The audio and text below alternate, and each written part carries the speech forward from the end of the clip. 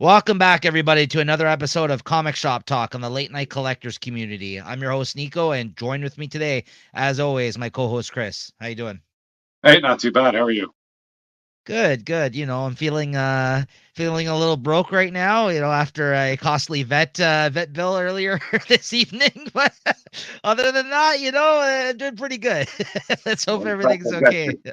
Yeah, let's hope everything's okay on that end. But that's what happens when you don't have pet insurance, apparently. So which it would have been the first time I've used it in 10 years. So hey, we're doing pretty good in that regard. But yeah, no, all good, man, all good. Things are good over here. Apologies to everybody. I hope you enjoyed our 100th episode, which was a really great time. Me and Chris got together for that one. But the reason I'm apologizing is because it seems like the first 10 minutes got spliced off the episode. We had a little Oh, mishap. Yeah, we had a little mishap, Chris. If you recall, there was a mic falling because you kind of had a stranglehold on the fucking when I went to press pause, I guess it kind of restarted the actual stream, but we still had an hour and 22 minutes of that episode you can enjoy, guys. But there's a couple of the first books that we talked about, I think, that didn't make the cut, unfortunately. So, even 100 episodes in, we've been having some technical issues lately, so that's been fun. But, I think we're off to the races now. I think I'm all set up on my end. So stay tuned. Don't worry. We the production levels are only gonna get better from here on out. But well, I'm that nowhere just near your stuff right now to tear it apart. listen, that just goes to show you, things shit happens, right? So, but I'm just glad we didn't lose the whole episode because we wouldn't have been able to live that one down. Oh yeah, the 100th episode doesn't exist, right? Yeah. So Like, no, it's the lost literally episode. yeah, the last episode. We have one of those for late night chat. There's literally one episode that was a lost episode for late night chat back when we were just doing the audio podcast over on the Late Night Chat Network. Me and Jay, we had Christina Lewis's wife on as a guest, and she actually came on to talk about the finale of Game of Thrones, which was new at the time. And she came. We did it in person. It's just audio, no video. Something happened to my computer. I lost the audio file. She had to come back and talk about it again with us. Like, can you imagine having to re-record an episode and pretend like your reactions are genuine for the first time? You know what I mean? So yeah, anyways, long story short, yeah, shit happens. And go back, guys, if you missed that. 100 episodes in, and we're still going. And I believe like next week, technically, we'll be going for like 2 years if you kind of count the terms in terms of how many episodes we go, Yeah. right? Like a 2-year anniversary. So yeah, really exciting. And make sure to tune in, guys. In between Christmas and New Year's, we'll be releasing an episode that's like our year-end awards, essentially, for the comics that we've read this year. So I'm going to actually send that list to you soon, Chris, with all of the categories again. So we have some time to put that together. So that's always a lot of fun. Make sure to check that out, guys, as always.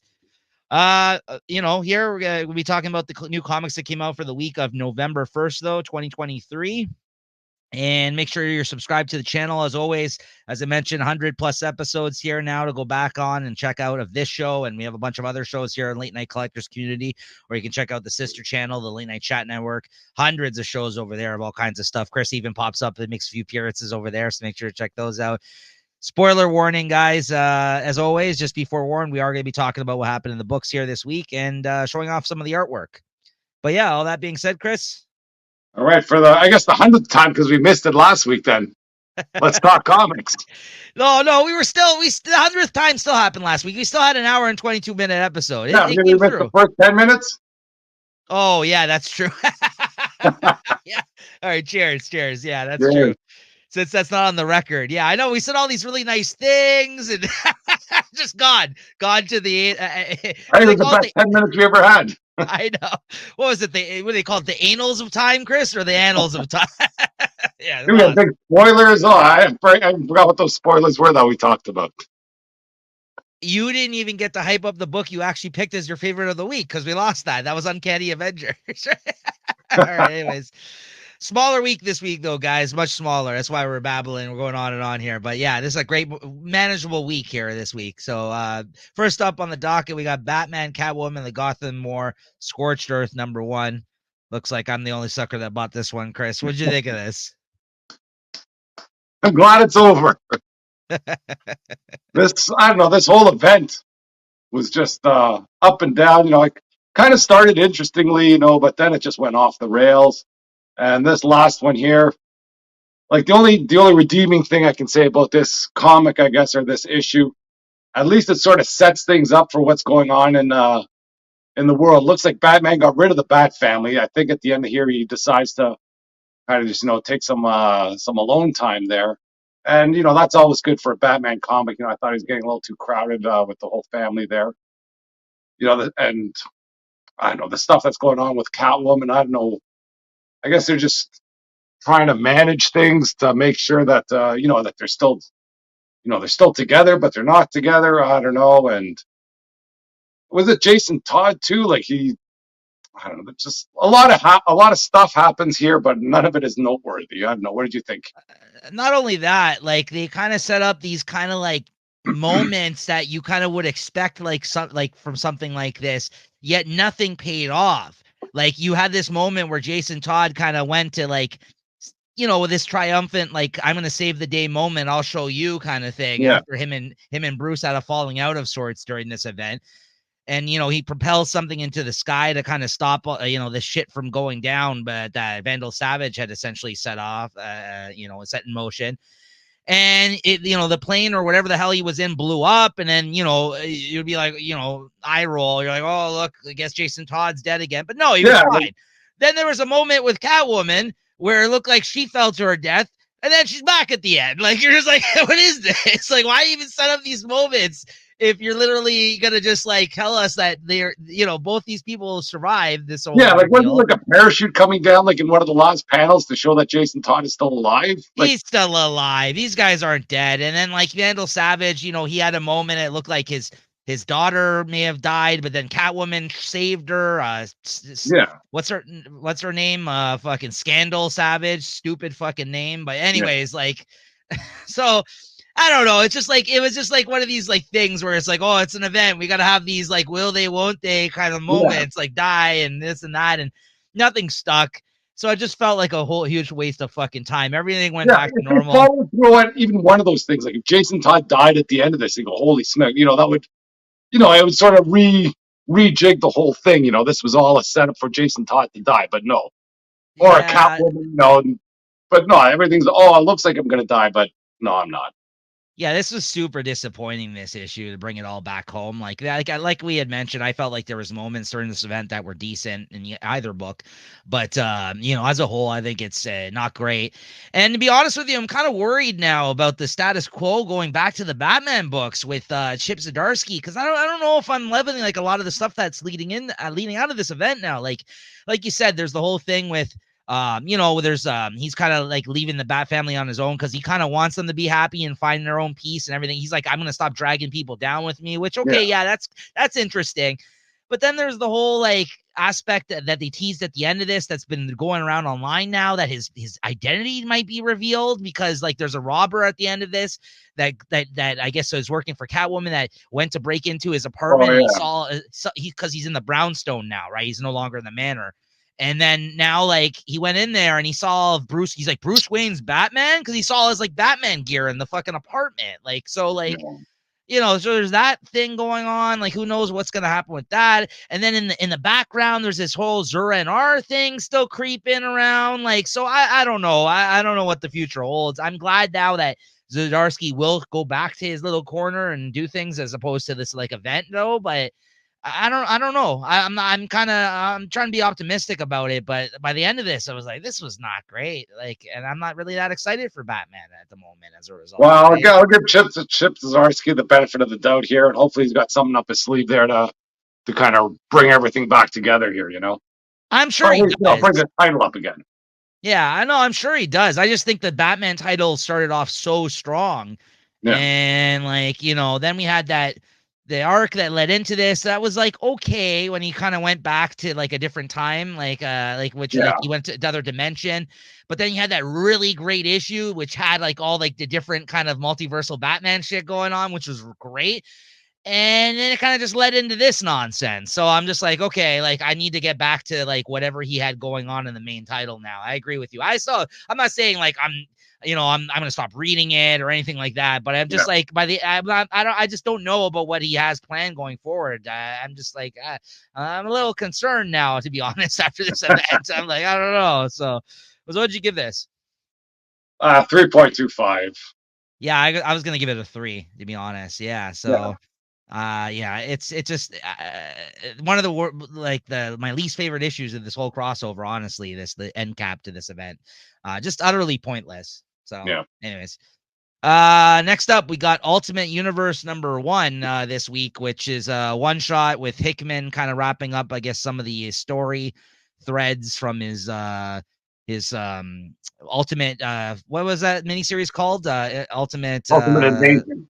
that's it, Ultimate Invasion miniseries, and kind of I guess starting up now the new Ultimate Universe as a result. What do you think of Yeah, this? I didn't think it was too bad. I like Thor here. I like the way they got Thor played out there. And I'm just kind of, it's laying the groundwork. About what sort of happened in Ultimate Invasion. With that Maker being kind of trapped away in the city and what's going on in the rest of the world. And I guess it's interesting that they find all these. I don't know, they're like giant scrolls, I guess, with everything that all these superheroes that the Maker sort of undid. So there's there's a lot that could be going on, I guess. And just seeing some of the solicitations for the Ultimate Spider-Man that's coming out, I'm kind of a little hyped for that. See how that one plays out, because maybe Peter Parker might be getting his powers later in life. He won't be getting them as a teenager or something. And but as for this issue itself, I thought it was okay. I did like Thor. They got Captain America there, frozen still, and Mhm. I'm down for whatever they're going through. Yeah, my favorite moments were the Thor stuff in this. Like, I like the whole thing about him, like, just kind of holding himself in jail essentially there, like when he didn't have to. I guess he just felt he Yeah, needed but yeah, he to. just wanted to be there. Like that was like kind of self-imposed punishment. Right, and like when like he confronted Sif, who had the hammer, and he was just like, "Oh, I've come for my hammer," and they're like, "No, we're not gonna give it to you." He's like, "You guys have forgotten. Like, I don't need you to give it to me." Like, and he just calls the hammer to him, and Yeah, he's like, "All right, let's get the fuck out of here." He fucks everybody up. I liked that. That was a really strong moment. I even liked when Captain Britain showed up and the new yeah. Iron Man, I guess his son Iron Lad had to blasted him in the fucking face. Like that was pretty badass. And then they showed their hand and revealed the fact that they got a satellite that's in the sky that can literally just shoot down like the government. It's like a shield kind of like thing, like it can just like disseminate like somebody like from space. Like Yeah. it's like these guys, the Elon Musk of this world or whatever. It's got like a satellite like kind of that can just shoot like a big laser, and he kind of takes Iron Lad out here. It looks like at the end Well, almost, I right? did Like read something interesting about this. I don't know if it's true or not, but maybe Tony Stark or whatever or Reed Richards was there, and how like that whole kind of whatever block was destroyed as it seems to be, and like and they're running through the names of the people that have died, and there's some big names in there. You saw Norman Osborn, you saw May Parker, yeah. but they were thinking this might tie into what's happening in the Fantastic Four, where Reed Richards kind of sent that 2 square block into the pocket dimension, and maybe Reed Richards here did the same thing to protect everybody that was going to get hit by that blast, and they might there might be some sort of crossover wherever both of these Well, buildings went to. It's an that's an interesting, interesting. interesting Yeah. take, I thought. That is an But interesting anyway, theory. Yeah, because the Reed Richards now that exists in this Ultimate Universe, this newly formed one, is the guy who's in the Doctor Doom suit, right? yeah, And then we have the Master Reed Richards, which was from the old Ultimate Universe, now that exists inside of a bubble within their city, trying to recreate his own thing inside of that bubble, right? And I believe they're all living outside of this like yeah. I bubble guess he's trapped currently. in there, so Yeah, yeah, I yeah, yeah, imagine he's yeah, going to break out one of these days. And I guess yeah. I think Anthony Starr, Howard Stark, is in there with him or something. Yeah, yeah, yeah, yeah. Yeah, that was the stuff I think that had said that. I mean, it's a lot more clear now than it was during the actual Ultimate Invasion miniseries Yeah, coming out. But I think he did a pretty good job of kind of rehashing a lot of that stuff in here without kind of rehashing it. You know what I mean? Like he kind of was focused on other things. But I think now we've gotten to a point in this story that we kind of now have caught up finally to his ideas moving forward into like the only thing I'm kind of like I'm interested as to are maybe I guess it just hasn't been announced yet. Like I'm really excited for Hickman's Spider-Man, but it obviously the way this ends here, it's not so clear how everything's connected as of yet. Like I believe that's Peter in the last panel, if I'm not mistaken, and then it shows the Black Panther kind of lumbering off there. Yeah. Is that Peter in the last panel in this I issue? don't I know. I believe didn't really put that together, but I could be wrong. it kind of looks like him. I don't know if that was Iron Lad or if it was like one of the. It looks like Peter to me because in the top panel you see Black Panther, who of course is Yeah. also having his own series spin out of this. I really don't know like what like.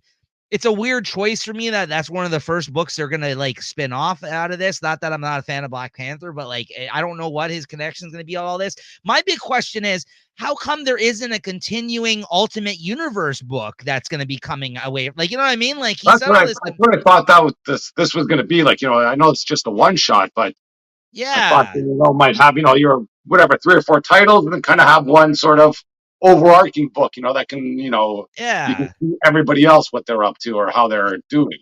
Yeah, like I mean, like if you don't want to make it so like Hickman's not writing it, that's fine. But have like some sort of representation, like an Avengers book or an Ultimate Universe book. It seems weird that they set all this shit up and then they're solely going to be focused on, at least for the first wave of books, Yeah, an X-Men book drawn by Peach Momoko that doesn't seem like it has anything to do with anything, right? I don't And know then you about got a that one. Spider-Man book, right? You have a Spider-Man book with Hickman, which okay, great. But then you got the Black Panther book. Like I'm like, why isn't there an Ultimate Universe book? Why isn't there an Avengers book? Like I don't Yeah, know. It's a strange line of books coming out as the first wave of this new Ultimate Universe. I will say that. So I don't know how it's all going to fit together because he established a lot of interesting things in here. So I hope that like the Spider-Man series that he's writing further addresses some of these yeah. things that he I set hope up, right? so. I Yeah, hope so too, right? Like, or someone else starts doing a book or something. I don't know, but I just thought that was kind of odd. But, anyways, what'd you think of this overall? What'd you give this? I'll give it 3.75. It's better than average. I thought it was good. Yeah, I agree with that. 3.75. All right, Chris. I also read this one this week because I saw that you checked it out. White Widow #1. You got a nice cover for us there. I got a nice cover here. Got a nice art germ cover.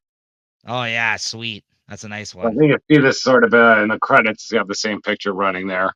Yeah. Well, I didn't know what to expect with White Widow. I've never read much of White Widow. I kind of read some previews, thought it was a bit interesting, but I don't know.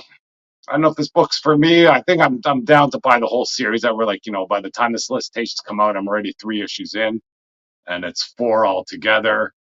And basically, you have White Widow in suburbia trying to find herself, I guess, and I guess whatever mayhem follows her there. So we'll see how that goes. I was hoping the art would be a little bit better for this. It's not bad, but it's not great. And the story's No. decent, but it's nothing special.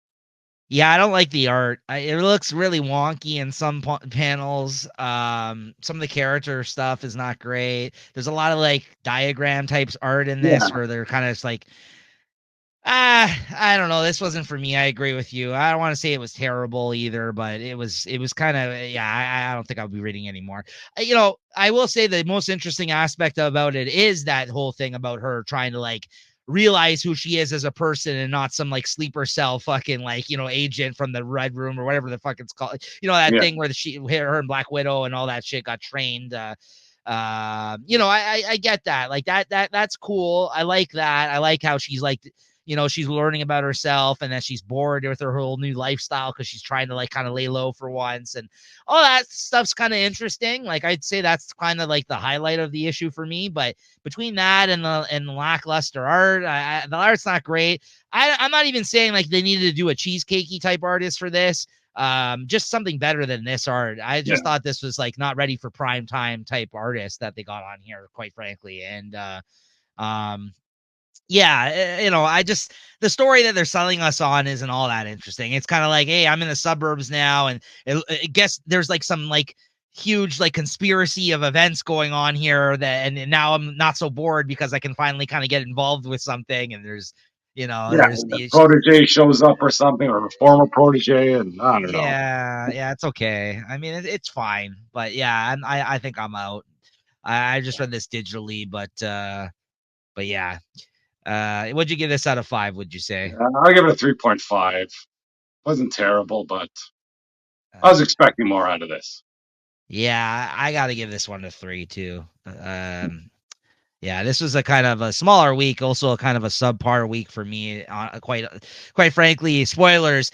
I don't know. I mean, maybe I'll discover it through us talking about the books, but there is no big standouts this week in terms of favorite of the week. So it'll be interesting when it comes to discuss that for me. Yeah. Anyways, Chris, I actually didn't end up checking this out, but Spider Boy #1. What'd you think of this? Yeah, I picked this up. I bought the hype. I was kind of a bit of a fan of this Bailey Briggs character, but not of this comic here. This is like a kid's comic or something. It starts That's out what it looked strong. like. Yeah, it starts out strong. With Spider-Man showing up, and they're fighting. I don't know, the gutter ball or something. And That's fun. his big Yeah. his big power is his head is like shaped like a bowling ball, but it's almost indestructible. And then they have all their fun puns, I guess, while they're playing or while they're fighting them. And I don't know. Yeah, this Bailey Briggs, I think I'm over it. I think I might have the first few issues in. I might pick up some covers here and there if they're looking good. But yeah, I don't think this. Not that it's a bad comic. If you're, I think this is like for you know this is for the kids for sure, like 12 and under or something maybe. And it's a fun comic. They have this character there. It's a cross between a rhino and a elephant, and it's called Helifino because they were joking around earlier. It's, oh, what do you cross? What do you get when you cross an elephant and a rhino? You go, oh, Helifino. And I don't know. And then there's some other villains. There's a lot of new villains here. If this is a key issue, if this somehow blows up, there's a lot of new characters in here. Maybe they're going to be like the backbone of the new MCU. Who knows? Probably not. So it's an okay read, but it's not for me. What would you give this out of 5 then? Yeah, it's another 3.5. Okay. Yeah, I'm just not gonna bother. Although I will be picking up and reading issue 3 because when we talked about the solicits a couple weeks ago, or even last week, they had the Spider-Man 300 homage with Wolverine that month, so I'll be Yeah, picking that issue up. But me, I'm not usually one to chase covers, but the Wolverine month ones, there's quite a few actually I kind of like. So that's you might see me pick up random issues for the first time I think in a long time here. that's my For fault, that one. Nico. Yeah, that's you rubbing off on me now, right? So there you go. Venom 27, Chris. Nope, there we go. Pick Nice. this one up. Hey, I'm digging this sort of Venom storyline that's not including uh, Eddie Brock. This is a lot of stuff with Dylan Brock as Venom, and he's teamed up with Black Widow. She has a symbiote suit now, and they're fighting this kind of terrorist organization, No Name, and this No Name organization seems to be putting the boots to him. I think they've taken out one of these, one of the symbiotes. Is it not? I think it's Toxin. Yeah, so they separated Toxin from the host, and the host is a little kid there. That's the only thing that I'm not really liking is these symbiotes are freaking are all hosts with little kids in there. Right. But this no name sort of terrorist organization, it's not a bad idea. This Alchemax Corporation sort of poisoned this town and or this guy's family and stuff like that. And he was just a regular Joe, and now this no name corporation sort of or this no name organization brings people up. Hey, we can help you get revenge. But and who are you? You're no one, and that's how they're kind of operate. They're not some big organization that's looking for trouble. They're just and they're almost like sort of looking for justice against this Alchemax corporation that has escaped justice, but they're going through like they're doing bad things to get this justice. I think at the end of this, they have 3 kids tied up into a pool, and then they're gonna fill it up with this dirty water, I guess. And unless the CEO of Alchemax kind of comes up with this information, this classified file that would prove that they've done all these bad things. So they're trying to Right. do right things, but they're doing a lot of bad things to get it. So, and it's done by my favorite writer there, Torin. I don't know. I want to I, say the last name. Grumbeck. Yeah, Grundig. I'll take Yeah. Grumbeck there. Something. I should try and get the name right, but it's not too bad. I give Yeah. this. Like, I give it a 3.75 for Tori. You know, like for Tori, that's a 5. yeah. I mean, we've been shitting on her work for quite a while here on this show. But she's So this writer has a voice for this. I think it's not that's stuck in good. all that Asgard stuff that That's just that. drove me That's down. good. That's good to hear. That's good to hear. All right. So next up, Chris, you got Supergirl special number 1. Got another cover for this one. Let's take a Where look did at that this go? cover. I think my one. It's a Will Jack, I guess. I don't know if that's a name that means anything to you, Nice one though. Yeah. but yeah, Very nice. that's a great cover. Yeah. Once again, with all the great covers I've had this week, stories, stories okay, but once again, this story was not for me. I think it was Yeah. written by it's Stephanie something. Jillian Tamaki, I believe, is the one that is, or Mariko. Is it Mariko Tamaki or Mariko Tamaki? Maybe, I don't know. It's one of the Tamakis. Oh yeah, okay, sorry. Yeah, but Is it's that a what it lot to is? do with Mariko Tamaki, I think, Oh, okay, yeah, and it's a lot to do with I guess Supergirl and Power Girl, and you know the identity crisis they have, and she has some sort of identity crisis that she's not remembering what she was like when she was, I guess, on Krypton.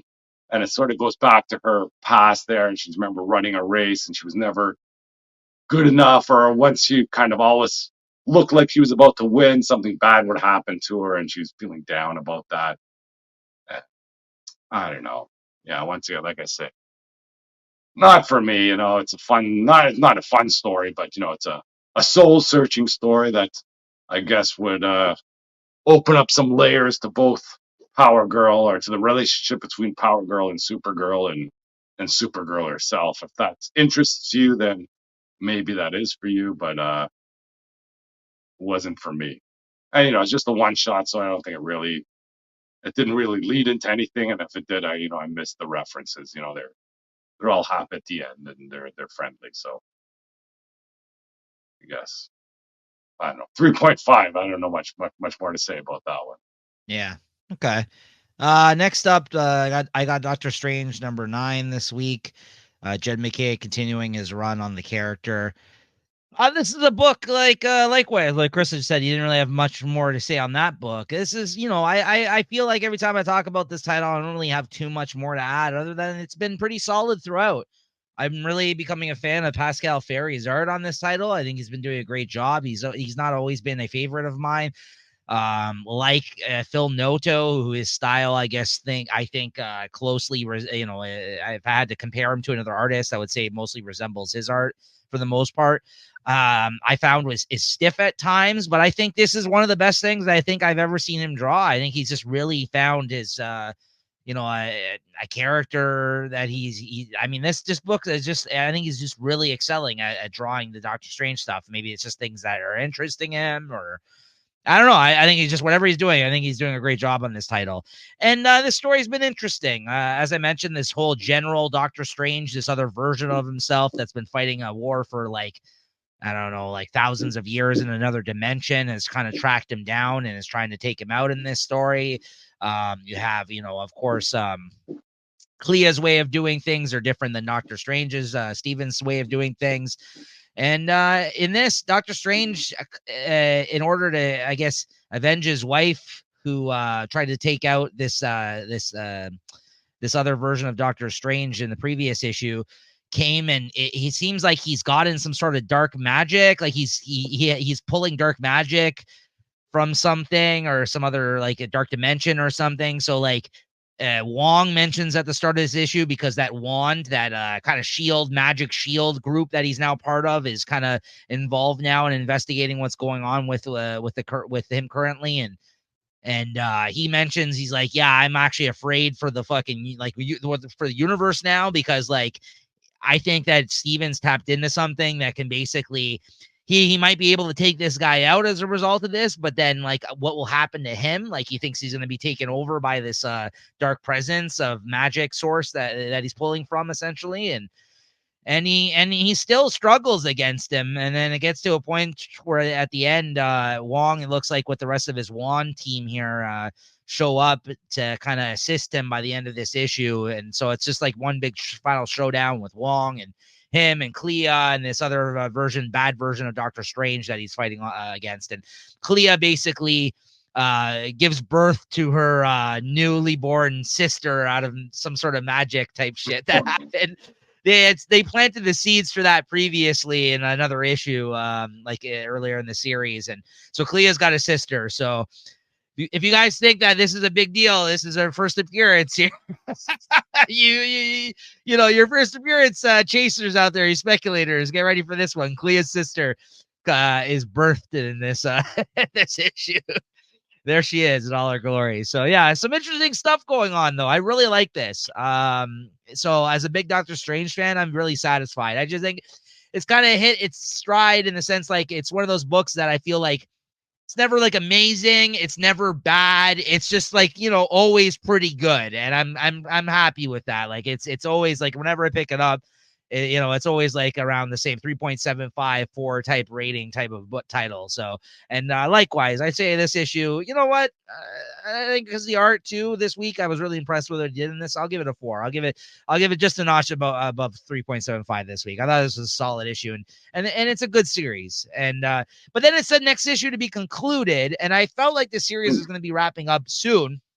I think they just mean this story though, because I've already pre-ordered, I think, up to issue 12, which I think might be 12 or 13, which might be the end of this series. It's coming soon, though. I'm pretty certain. It feels like it is, like, because Jed McKay has just been telling one kind of long story in each Doctor Strange series he's launched. Because, of course, we had the Death of Doctor Strange, then we had the Clea series, which is just Strange, which was one big story for like 10 or 12 issues.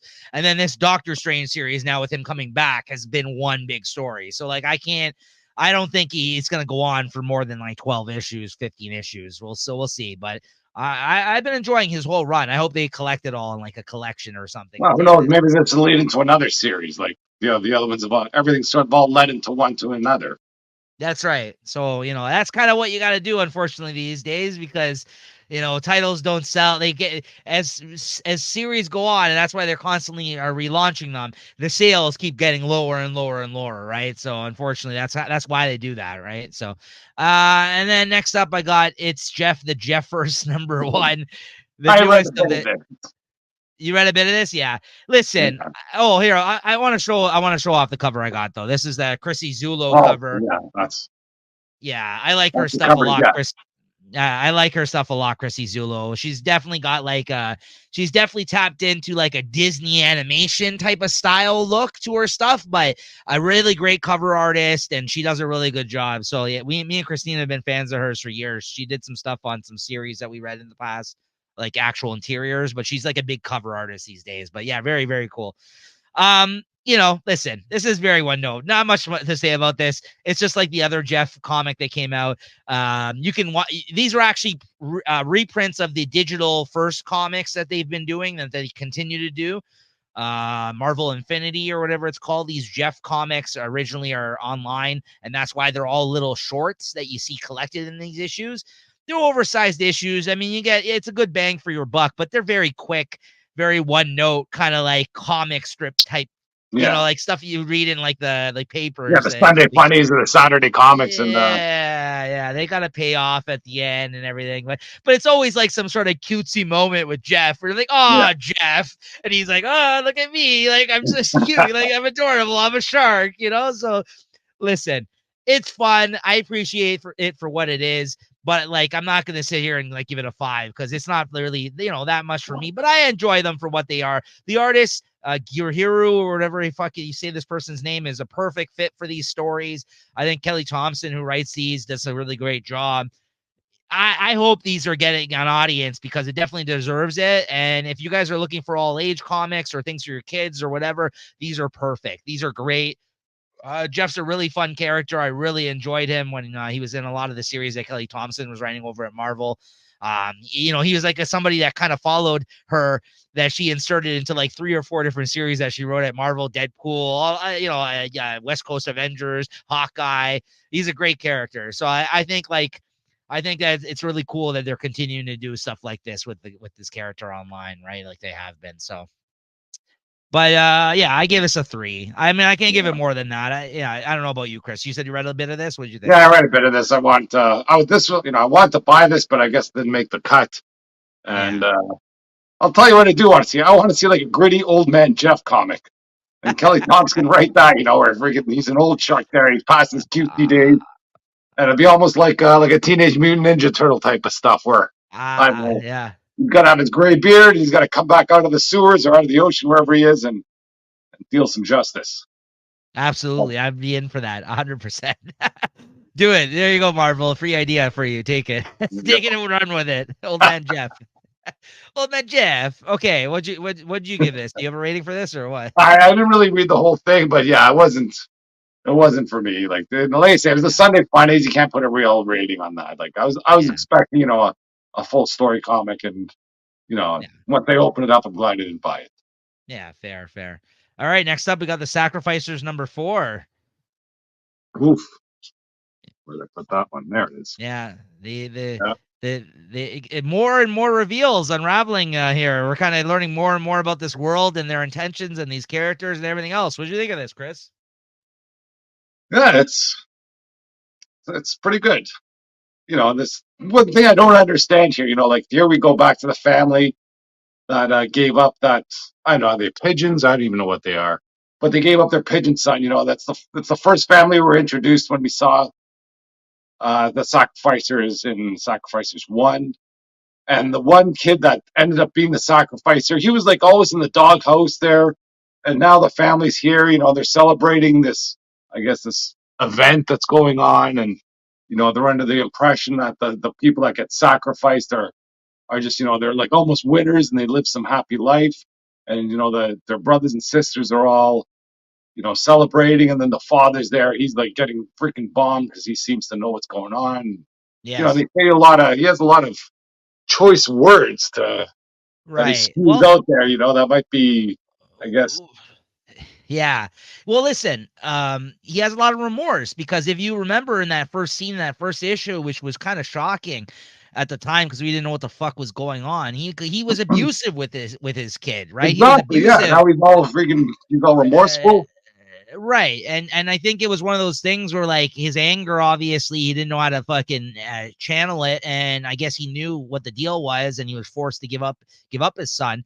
But he didn't treat him so great at the end there, and Yeah, now he's feeling like a piece of shit, right? And he's kind of cursing out the gods because we've learned now the gods are the ones that are kind of behind this, and like you said, they're supposed to be sitting there celebrating the fact that they think that this is a good thing, and he's like, no, fuck all this, this is yeah. nonsense what's going on, right? So that's kind of interesting. I don't know, the father looks like he's gonna he might do something about this. I don't know what's gonna I happen don't with know. He him, might have some honestly. crazy pigeon power. Who knows?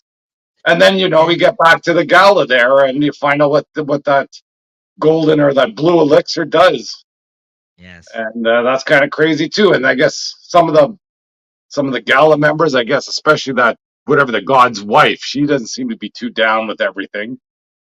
No. And but And still, they don't touch anything about the pigeon kid that's still alive in no. the sacrifice or whatever in the I don't even know what to call the place where they went to in the Garden of Eden land that he's in. Yes. So he's still alive, Hmm. but I we'll I see like what to, happens.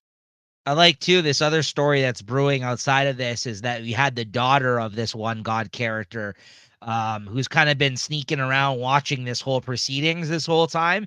And in this, by the end of it, it seems like she's also not really down with what's going on. Yeah, He hears them drinking the elixir and changing, of right? course she's But not down with eternal youth. She hasn't got old yet. right, right. So, but it kind of makes sense that they're actually literally drinking the life essence of these people, Yeah, and it is granting them, yeah, like almost like the eternal youth that they all enjoy as a result of being gods. And but yeah, this girl at the end of it was kind of like, I'm gonna go get some answers for myself and see what's going on with all this. And she flies off, and she's obviously seems like that she's not down with what's happening amongst her own people. And so yeah, it looks like who knows? Maybe maybe she'll come across that bird father. Look, there's going to be some people, it Yeah, looks well, like, that are, how many series yeah. are? How many issues is this series going? This isn't a 5 issue, is it, or is this No, ongoing? it's ongoing for now. They haven't Oh, announced an okay. end. I thought this was like a limited issue or a limited run.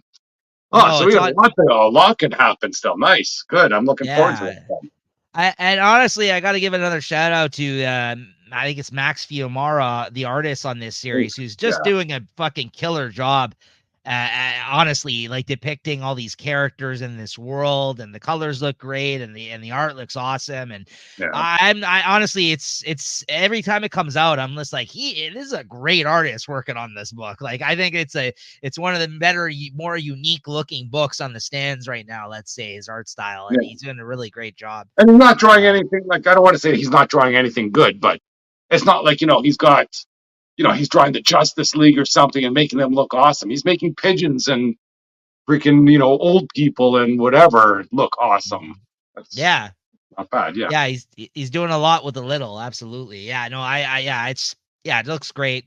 Good series. I'm looking for every time it comes out. I'm actually looking more and more forward to it when it comes out every time now. yeah. And I'm they're gonna, happy to hear that this is more of an ongoing series. It's not a limited like to 6 issues. So things are going to freaking happen. This might give this story a chance to breathe. yeah, yeah, absolutely. Yeah, no, it's I mean, yeah, it's an Image ongoing series. Rick Remender, sometimes a series are 15 issues, 20 issues. So Yeah, yeah, I don't see it going more than that. But he's been known to do longer stuff too, where it's been like 40 issues, right? But I mean, we'll see what we'll see what where this story goes, right? It's a whole new fantasy world setting that he's kind of set up in motion, and who knows what other things he'll drop in on this, or if this is yeah. just the main story of these gods, right? So, what'd you give this then? I'll give it a 4. Same, yeah, solid issue, great series.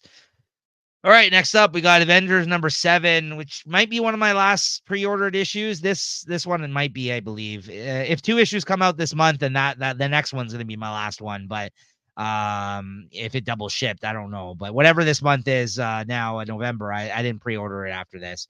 Yeah. Anyways, we weren't big fans of the first arc. What'd you think of this, Chris? Well, I don't think this. I don't know if this was the start of an arc. I even freaking all in all. I know at the end there, the big spoilers that Corda Meridian shows up and they're out after Kang. And I don't know. You have to look through and even see what's going on in here. I wasn't, I I wasn't sad that I got this book, but Yeah, yeah, this just kind of doubled down the fact for me that I will not be continuing to pick this up this issue yeah. because And there was this I, was like a little bit of the Dream World part too, almost a bit of Night Terrors in there, wasn't it? yeah, it turned out to be Nightmare was the villain that was kind of creating all this shit that looks like they're on like death's Yeah. door. The Avengers Some are good they're art though. That losing. Captain Marvel in her old uniform, oof, that's not too bad. The art is not the issue in this. No, not Yeah, at all. But again, but then the whole issue, you have this inner fucking monologuing that's going on inside these characters' heads that's depicting what's happening. And it looks like they're on they're on their last legs as a team here and blah, yeah, blah, blah. And then it turns out it's just Nightmare. And then, yeah, whatever. It's cool. I guess Kang showing up finally at the end, and they're going to maybe get the ball rolling on some new interesting shit, possibly. But like, I don't know. I'm just fucking. I'm just yeah. over this series. Yeah, I'm out. This wasn't enough to save it. I'll say that. But the art looked great, absolutely. And I don't know. I just don't like his approach to this book. I don't understand. Like, I like Jed McKay. I'm not getting what he's doing with the Avengers though. Like like he's writing it like in a sense where he's just like, oh, look at these guys, and they're all like the you know what I mean? Like he's the most powerful human beings on the planet, and blah blah Yeah, blah. And look at them going into battle, and look what they can do, and this and that. And I'm just like, why don't you just tell us like a more grounded type of story with the Avengers? Like, I don't know, like yeah. why? I don't know. He's got something big in mind, but I don't know. It's not for me. A No, lot of I stuff don't. this week is not for me, unfortunately. No, that's what I mean. It was like, like I said, it was pretty subpar week, and it wasn't a big one at that. So, um, you know. Anyways, what'd you give this out of 5? I'll give it a 3.5. Like I said, just looking through it, some good art in there, but the story was a throwaway story. Yeah, I gotta give it a 3.25. But yeah, again, I don't know. Even if I've dropped it already, even when I stop getting issues, maybe I'll check it out online. But like, it's not really making me Yeah. want to. It hasn't been all that interesting. And then lastly, we got X-Men number 28 this week here. I love the pace that X-Men's coming out at. It's like a bi-weekly every week, every other week now, it seems like, right? We get an Yeah. issue of X-Men lately. So what'd you think of this? I'm still down for all this fall of X business. You know, a lot of the tie-ins, you know, and this being, I think I know I find that this is like sort of the main story of the Orcus and an X-Men battle. It's a lot of focus on Firestar there being I guess the spy in there. You know, she does some things there. I guess she communicates to Cyclops, you know, to hang in there. And but that stuff with Juggernaut though, it's good. It was okay stuff. You know, I'm glad that she kind of got in there and you know was able to free him. But while they're in the middle of the battle, she just kind of whispers in his ear, like, "Don't worry about it." That didn't sort of ring true. And then, you know, at the end with the fallout, you know, when I guess she's with like a Dr. Stasis and all those guys, and like, oh, you just expect us to believe that, you know, Juggernaut got free while you just happen to be there. You're not a double agent. He's like, yeah, I expect you to believe that. They're like, okay, we will. Yeah, yeah. But, And then Nimrod's like, I don't know if I like her. And then she's like, yeah, well, too bad, like, because it's true. And she like walks away, and he's like, okay, I like her.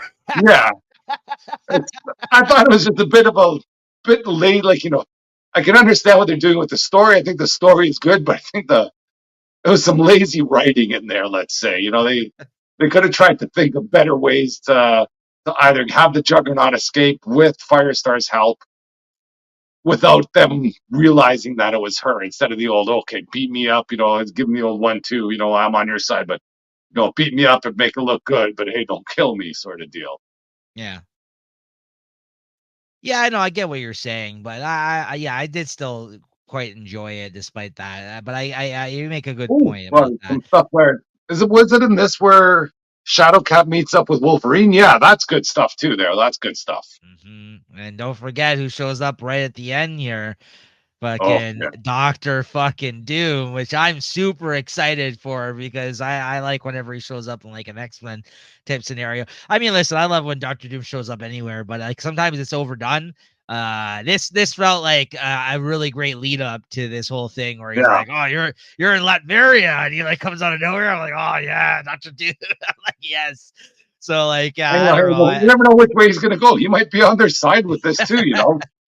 Well, so he did have an early hand in some stuff that was going on with the Krakoa stuff. He actually was part of the Fantastic Four X-Men miniseries that Chip Zdarsky wrote early on in the whole like start of the whole Krakoa stuff. I don't know if you read that miniseries. That was decent. It had to do with at the start of all the Hickman stuff, like Yeah, it had to deal with Reed Richards' son being a mutant, Franklin, yeah, and Doctor Doom like was involved in that storyline, which was really interesting. And so yeah, he kind of, you're right. You never know which way he's gonna go, whose side he's gonna be on. So his mere presence showing up at the end here, I think, is gonna put it's gonna be very interesting to see what his involvement is gonna be with all yeah. this, right, moving forward. But yeah, I mean, again, another good looking book this week, though. I really Oh, like I really like the look of this book. Joshua Cassera, who's the artist on this title, I think is doing a really bang up job of this book as well. And like again, I'm all in. We're both still have been continue to be all in on this whole X-Men stuff that Duggan's been yeah. I doing. know And hundreds of people out there saying they don't like any of this. I don't know. I think it's great. So, Yeah, what'd you give this? 4, easy 4. Same. Especially on this week. Yeah, 4 out of 5 for me. All right, but that's going to do it for all the books we want to talk about this week that came out, guys. Although, Chris, I know you wanted to show off a couple of things there, cover, Oh and yeah, I then got maybe. one thing here. I got that She-Hulk #1. I got an Adam Hughes foil. It's hard to see here because it's very reflective, but it's a It's a nice nice looking cover. cover. Yeah, I've seen it in person. It's a nice fucking cover, You that know, one. it's one of Yeah, those covers that look better in person than they do in the thumbnail. And I got absolutely. one other thing here. This might be a little plug for a future episode. But I know it's not comics, but I got a series one hobby box. Perhaps one day Oh, we can see what's cooking in here. Do I hear that Connor Bedard the chase card in here? Maybe do I hear a Matthew Nyes? This was out of a fresh case. I had a chance to choose out of.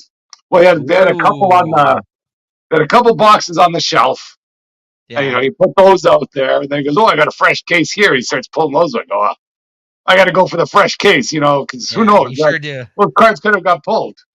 But You anyway, sure do. Nice. So I there you went go. for the fresh case. We'll see how it goes one of these days.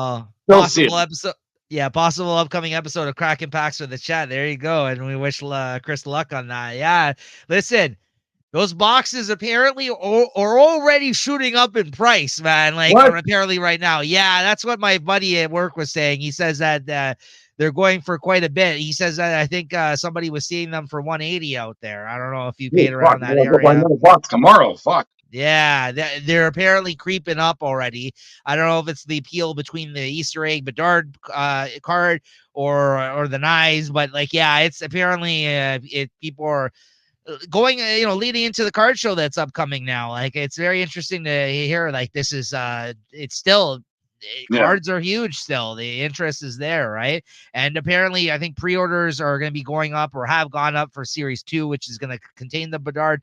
I know, guys, a little bit of hockey talk here for you guys out there, but that those are going to be over $200. Yeah, those are going to be over $200 apparently. The Bedard boxes possibly by the What? time that comes out. Yeah, that's what I'm The hearing. That's pre-order? what. Maybe not the pre-order, but eventually, that's what I'm Oh hearing. yeah, It's gonna for sure. probably, Well, yeah. I think they So have the Canadian Junior boxes, and Bedard has a card in there as the Canadian Juniors from last year. I guess that's what comes out this year. So if there aren't any right. card collectors out there, that's out there too. But So uh, there you but go. but we digress. Back to Yes. comic. But Chris, why don't you also mention the fact you said you read recent reads here. You read the first volume of the Deceased Deluxe Edition, which contains the first, I guess, Deceased, I guess, couple of miniseries in it or something. What'd you think of that? Yeah, I don't know how long the first Deceased series was. It wasn't the whole thing because it was only volume one. But one of the most interesting, I guess, things about the read is, the first few pages. Was that by Tom Taylor? That Yeah, yeah, yeah. So in the first page there, there's like he's put a little I don't know, a prelude or whatever we want to call it there, but he just has a little backstory on how this deceased came out there. He says back in the day when this first came out, they're talking about when he's there in the, I guess, with all the editors, and everybody's kind of coming up with the ideas, and they're shooting all their ideas that are out there. He goes, "Oh, I got this idea about the zombies, but I guess zombies by then have already been played out." And he kind of just kept that idea to himself. And then once the meeting was done, he went to one of the editors, whoever it was. Hey, I got this idea about this stuff there. So there's a lot of interesting stuff about that. And I guess a little bit of sign of the times there.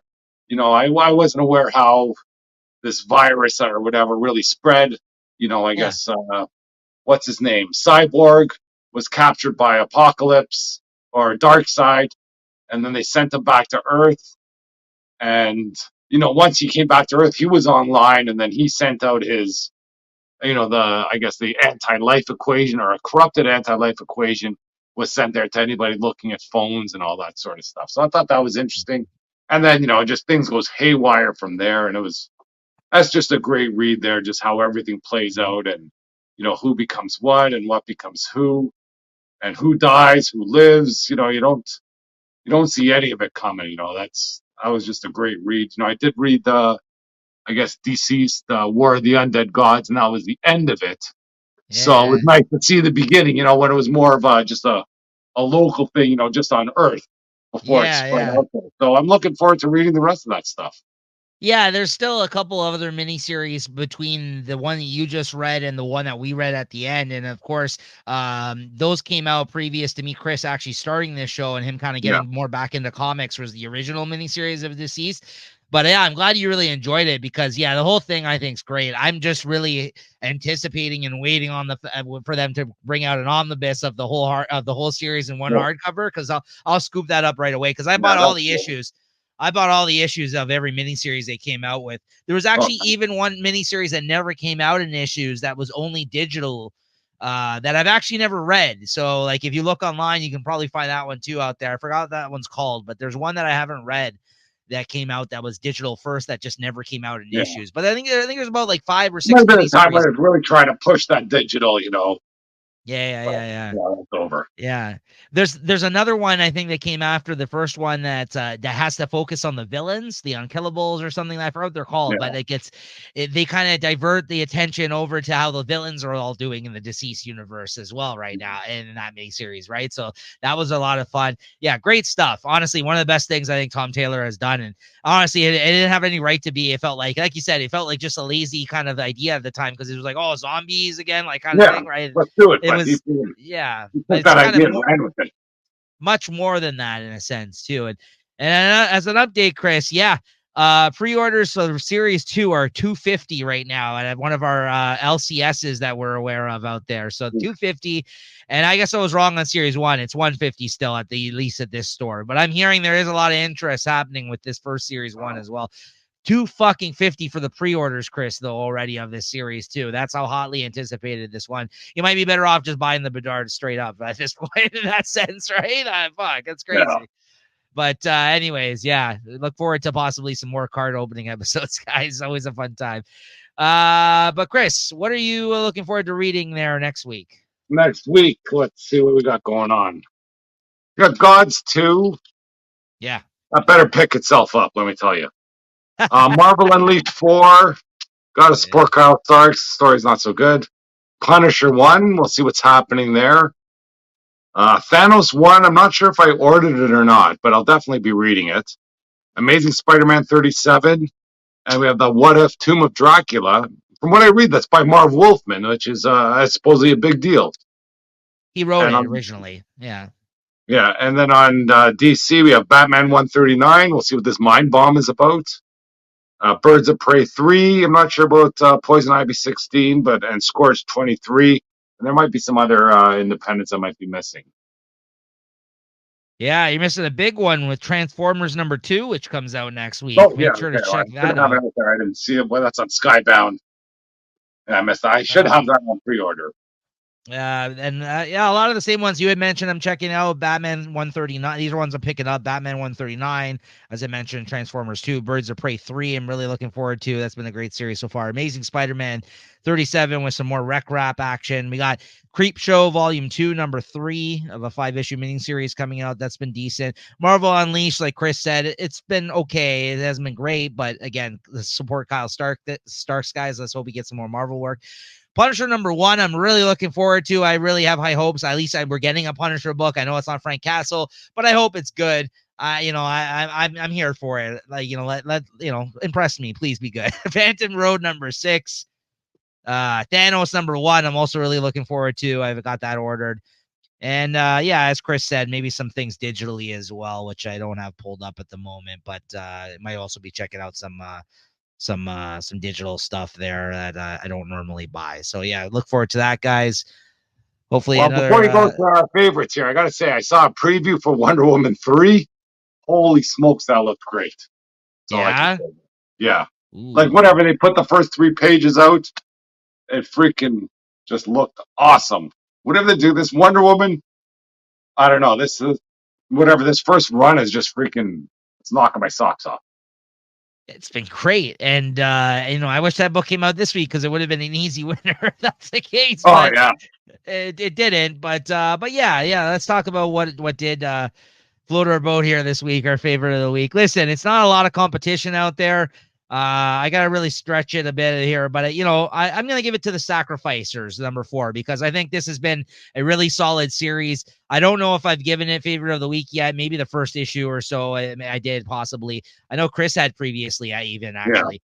Yeah. But I mean, in a book a week like this is just the best I think book that came out. Honestly, it's been consistent, and the art is just the cherry on top. So I got to give it to the Sacrificers #4. Well, I was planning on doing Sacrificers too. They can really pick their weeks. I'll say that much. But I think I was like, after talking about it, I got to give it to X-Men. It was it was between those two for me as well. Definitely. Yeah, but yeah. So I mean, yeah, for sure. But it's don't mind the whispers here that nobody can see. But other than that, the rest of X-Men is great. And yeah, I'll take that. Yeah, absolutely. No, I can't fault you on that. I think that's, if it wasn't Sacrificers, I would have given it to X-Men 2. Is between those two. So there you go, guys. Two sides of the same coin there this week in terms of the stuff that came out, at least in Chris's, in my opinion. And you can check us back out next week, as always. Same bad time, same bad channel here on Comic Shop Talk as we get into next week's releases. And hopefully, like I said, a better and more larger week than this week. And yeah, always a good time. Always look forward to talking comics with Chris and all that nice stuff that we said at the start of the last episode that got cut away. That got lost to the we got that montage, of our first 100 episodes. So much going on, but you know what? You know what? Because of that, let's go out the same way that we went into the first episode, that 100th episode last time, with the Superman theme. I think we still ended the episode. We still ended the last one with that. But once again, guys, let's go out to the Superman theme here, because it has been a triumphant kind of 100+ episodes here of Comic Shop Talk, guys. A lot of fun, and look forward to more next week. All right, Chris, thank you as always. All right, cheers.